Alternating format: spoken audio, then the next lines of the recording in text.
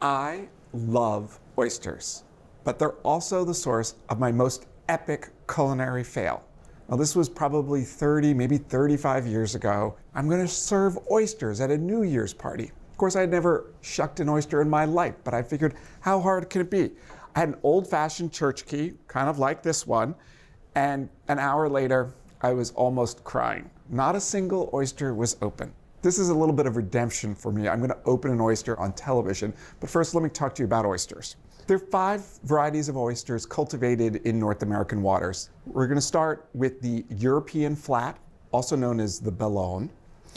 Here we've got the Eastern oyster that is grown in the Gulf as well as in the Atlantic.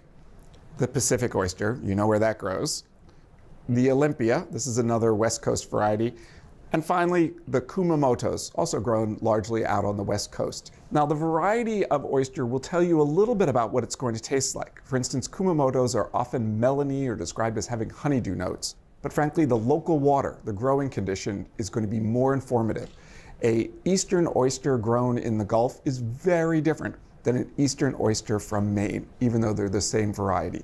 When I was a kid, you were told, don't eat oysters during the summer or any months without an R because the oysters are spawning.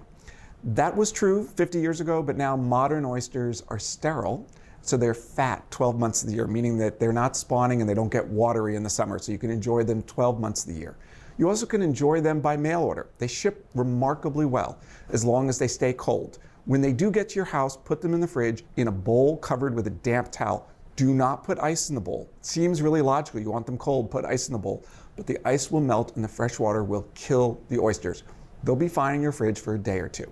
So it's the moment of truth. I'm going to open an oyster, and I'm going to start with our winning oyster knife. This is the R. Murphy New Haven oyster knife. Now, it's got a lovely handle that's really secure, that's not going to slip, and it has a little pointed tip that's absolutely important for getting into the hinge. I've got a towel here. Got it cup side down so that the liquid's not going to come out. And I'm going to use the towel to basically protect my hand. I've got my thumb here steadying the oyster. So I'm going to wiggle this in. I'm going to use the pointed blade to get into the hinge, and then I'm going to wiggle gently. And really what I'm waiting for is the point where the shell pops. Ah, there.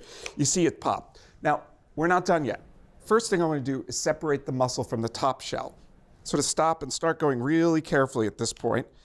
And what I want to do is just use the blade and go underneath really gently to loosen the muscle from the bottom shell so that when I go to slurp it, it ends up in my mouth rather than on my shirt. Time to enjoy, and there are 3 steps. Sip the liquid, slurp, you're going to need some suction to get it into your mouth, and then chew. Oh my heavens, that is such a good oyster. And can I just say, you don't need a sauce. No lemon. It comes with its own sauce. So open an oyster today. Thanks for watching Cook's Country from America's Test Kitchen. So what'd you think? Leave a comment and let us know which recipes you're excited to make, or just say hi. Now you can find links to today's recipes and reviews in the video description. And don't forget to subscribe to our channel. See you later. Alligator.